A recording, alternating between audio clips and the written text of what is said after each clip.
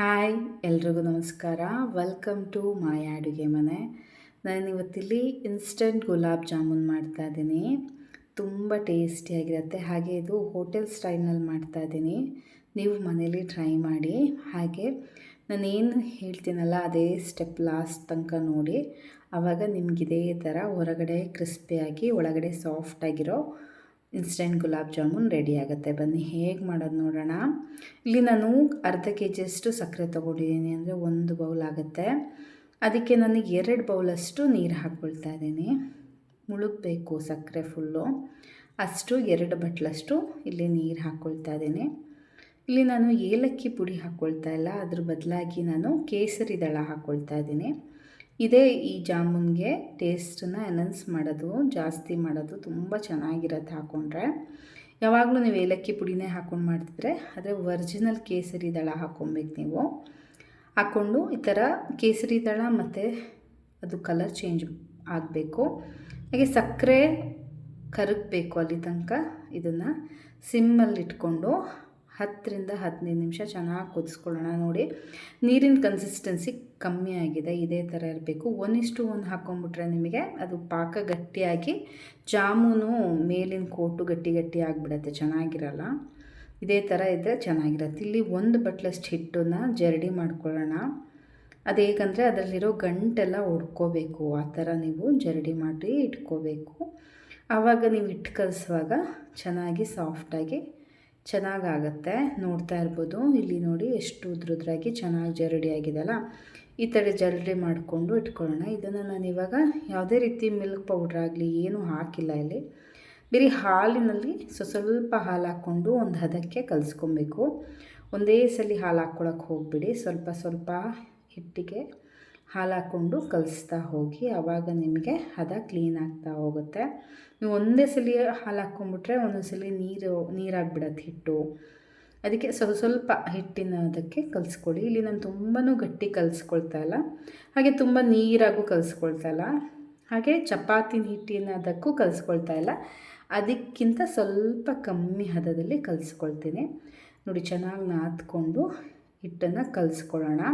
ನಿಮಗೆ ನೋಡ್ತಾ ಇದ್ದರೆ ಗೊತ್ತಾಗ್ತಿರ್ಬೋದು ಕನ್ಸಿಸ್ಟೆನ್ಸಿ. ಅದಕ್ಕೆ ಕಲಿಸ್ಕೋಬೇಕು. ಈ ಥರ ಕಲಿಸ್ಕೊಂಡು ಮೇಲೆ ಸ್ವಲ್ಪ ಲೈಟಾಗಿ 1 ಸ್ಪೂನಷ್ಟು ತುಪ್ಪ ಹಾಕ್ಕೊಳ್ಳೋಣ. ಮೇಲೆ ಸುಮ್ಮನೆ ಕೋಟಿಂಗಿಗೆ ತುಪ್ಪ ಹಾಕಿದ್ಮೇಲೆ ನಾದಕ್ಕೆ ಹೋಗಿಬಿಡಿ. ಸುಮ್ಮನೆ ಮೇಲೆ ಲೈಟಾಗಿ ಕೋಟಿಂಗಿಗೆ ಮೇಲೆ ಸವರೋ ಥರ ನಾವು ಸುಮ್ಮನೆ ಸ್ಪ್ರೆಡ್ ಮಾಡ್ಕೊಳ್ಳೋದಕ್ಕೆ ತುಪ್ಪ ಹಾಕ್ಕೊಂಡು, ನೆಕ್ಸ್ಟು ಉಂಡೆ ಮಾಡುವಾಗಲೂ ಅದು ನಿಮಗೆ ಕೈಗೆ ಅಂಟಲ್ಲ. ಅದಕ್ಕೆ ಇವಾಗಲೇ ತುಪ್ಪ ಹಾಕಿ ಸುಮ್ಮನೆ ನೆನೆಸಿ ಮುಚ್ಚಿ ಒಂದು 10ರಿಂದ 15 ನಿಮಿಷ ಇದನ್ನು ಹಂಗೆ ಬಿಟ್ಬಿಡೋಣ. ನೋಡಿ, ಇವಾಗ ಸ್ವಲ್ಪ ಅದು ದಪ್ಪ ಆಗಿದೆ, ಊದ್ಕೊಂಡಂಗೆ ಆಗಿದೆ, ಅದನ್ನು ಚೆನ್ನಾಗಿದೆ. ಇವಾಗ ಇದನ್ನು ನೀವು ಯಾವ ಶೇಪಿಗೆ ಬೇಕೋ ಆ ಶೇಪಿಗೆ ಕ್ಲೀನಾಗಿ ಹಿಟ್ಟನ್ನು ಕಲಿಸ್ಕೊಂಡು ಉಂಡೆ ಮಾಡಿ ಎಲ್ಲೂ ಬಿರುಕಿಲ್ಲದೆ ಇಟ್ಕೊಬೋದು. ಎಷ್ಟಾದರೂ ನಾದ್ಕೋಬೋದು. ಕೆಲವೊಬ್ಬರು ಅಂತಾರೆ ನಾದಿದ್ರೆ ಒಳಗಡೆ ಗಂಟಾಗತ್ತೆ ಅಂತ. ಇಲ್ಲ, ಈ ಹದದಲ್ಲಿ ನೀವು ಹಿಟ್ಟನ್ನು ಕಲಿಸ್ಕೊಂಡ್ರೆ ನೀವು ನೋಡಿ ಯಾವ ಶೇಪಿಗೆ ಬೇಕಾದ್ರೂ ಕ್ಲೀನಾಗಿ ನಾದಿಟ್ಕೊಂಡು ಉಂಡೆ ಮಾಡಿಕೊಂಡು ಇಟ್ಕೋಬೋದು. ನಿಮ್ಗೆ ಯಾವ ಶೇಪಿಗೂ ಯಾವ ಸೈಜಿಗೆ ಬೇಕು. ಇದಕ್ಕಿಂತ ಸಣ್ಣನೂ ಬೇಕಿದ್ರೆ ಮಾಡ್ಕೊಬೋದು, ಇಲ್ಲ ಇದಕ್ಕಿಂತ ದಪ್ಪ ಸೈಜಾದರೂ ಮಾಡ್ಕೋಬೋದು. ಆದರೆ ಇದು ಎಣ್ಣೆಯಲ್ಲಿ ಕರಿಯೋದು ಡಿಪೆಂಡ್ ಆಗುತ್ತೆ. ಎಣ್ಣೆನ ಕಡಾಯಿಗೆ ಹಾಕ್ಕೊಳ್ಳೋಣ. ಎಣ್ಣೆ ಕಾದ ನಂತರ ಅದನ್ನು ಸಿಮ್ಮಲ್ಲಿ ಇಟ್ಬಿಡಬೇಕು. ಸಿಮ್ಮಲ್ಲಿ ಇಟ್ಟಾದಮೇಲೆ ಒಂದೊಂದೇ ಜಾಮೂನಿನ ಉಂಡೆನ ಹಾಕ್ತಾ ಹೋಗಬೇಕು. ಆವಾಗ ಅದು ಫ್ರೈ ಮಾಡಿದಾಗ ಅದು ಒಳಗಡೆನೂ ಚೆನ್ನಾಗಿ ಬೆಂದ್ಕೊಂಡಿರುತ್ತೆ, ಹೊರಗಡೆನೂ ನಿಮಗೆ ಕ್ರಿಸ್ಪಿಯಾಗಿ ಚೆನ್ನಾಗಿರುತ್ತೆ.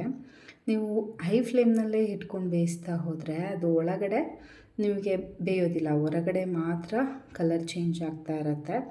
ಹೊರಗಡೆ ಬೆಂದು ಒಳಗಡೆ ಬೇಯದೇ ಇರೋ ಥರ ಆಗಿಬಿಡುತ್ತೆ. ಹಾಗಾಗಿ ನೀವು ಸಿಮ್ಮಲ್ಲಿ ಈ ಹದಕ್ಕೆ ಕ್ಲೀನಾಗಿ ಫ್ರೈ ಮಾಡಿ ಇಟ್ಕೊಂಡ್ರೆ ತುಂಬಾ ಚೆನ್ನಾಗಾಗತ್ತೆ. ನೋಡ್ತಾ ಇರ್ಬೋದು, ಈ ಕಲರ್ಗೆ ನಿಮ್ಗೆ ಡಾರ್ಕ್ ಅನಿಸ್ಬೋದು. ನೀವು ಸಿರಪ್ ಒಳಗೆ ಹಾಕಿದ್ಮೇಲೆ ಅದು ಕರೆಕ್ಟಾಗಿರುತ್ತೆ. ಇದಕ್ಕಿಂತ ಲೈಟಾಗಿ ನೀವು ಕರೆದುಕೊಂಡ್ರೆ ಅದೊಂಥರ ಬೆಳ್ಳಗೆ ಆಗಿಬಿಡತ್ತೆ, ಚೆನ್ನಾಗಿರಲ್ಲ. ಇದು ಕರೆಕ್ಟ್ ಅದ. ಇವಾಗ ಸಿರಪ್ ಒಳಗೆ ಒಂದೊಂದೇ ಬೇಯಿಸ್ಕೊಂಡಿದ್ದು ಉಂಡೆನ ಹಾಕ್ಕೊಳ್ಳೋಣ. ಹಾಕ್ಕೊಂಡಾದ್ಮೇಲೆ ಏನಂದರೆ ಇವಾಗಲೇ ನಾವು ಅದನ್ನು ಸಿರಪ್ಪು ಮತ್ತು ಉಂಡೆನ ಒಂದು ಸೌಟಲ್ಲಿ ಹಾಕಿ ಕಲಿಸ್ಬಿಡ್ಬೇಕು. ಆವಾಗ ಸಿರಪ್ಪಿಗೆ ಕ್ಲೀನಾಗಿ ಆ ಉಂಡೆಗೆ ಸಿರಪ್ ಕ್ಲೀನಾಗಿ ಸ್ವೀಟ್ನೆಸ್ ಎಳ್ಕೊಳ್ಳುತ್ತೆ. ಆವಾಗ ನಿಮಗೆ ಮತ್ತೆ ಮೆತ್ತಗಾದ್ಮೇಲೆ ಸ್ವಲ್ಪ ಹೊತ್ತಾದ್ಮೇಲೆ ಅದು ಮೆತ್ತಗಾಗ್ಬಿಡುತ್ತಲ್ಲ, ಆವಾಗ ಕಲಸಿದ್ರೆ ನಿಮಗೆ ಉಂಡೆ ಒಡೆದೋಗೋ ಚಾನ್ಸಸ್ ಇರುತ್ತೆ. ಅದನ್ನು ಮುಚ್ಚಿ ಓವರ್ನೈಟ್ ಇಟ್ಬಿಡೋಣ. ಆವಾಗ ಕ್ಲೀನಾಗಿ ಸಿರಪ್ಪೆಲ್ಲ ಎಳ್ಕೊಂಡಿರುತ್ತೆ. ನೋಡಿ ಎಷ್ಟು ಚೆನ್ನಾಗಾಗಿದೆ ಅಲ್ಲ. ಸೈಜು ಸ್ವಲ್ಪ ದಪ್ಪ ದಪ್ಪ ಆಗಿದೆ, ನೋಡಿದ್ರೆ ಗೊತ್ತಾಗ್ಬೋದು. ಬನ್ನಿ ಸರ್ವಿಂಗ್ ಬೌಲಿಗೆ ಹಾಕ್ಕೊಳ್ಳೋಣ. ನೀವು ಮನೆಯಲ್ಲಿ ಹಬ್ಬ ಹರಿದಿನ ಯಾವ್ದಾರ ವಿಶೇಷ ದಿನಗಳಿಗೆ ಈ ಸ್ವೀಟನ್ನು ಮಾಡ್ಕೊಳ್ಳಿ. ಬೇಗ ಕ್ವಿಕ್ಕಾಗಿ ಆಗುತ್ತೆ, ಹಾಗೆ ಟೇಸ್ಟಿಯಾಗೂ ಇರುತ್ತೆ.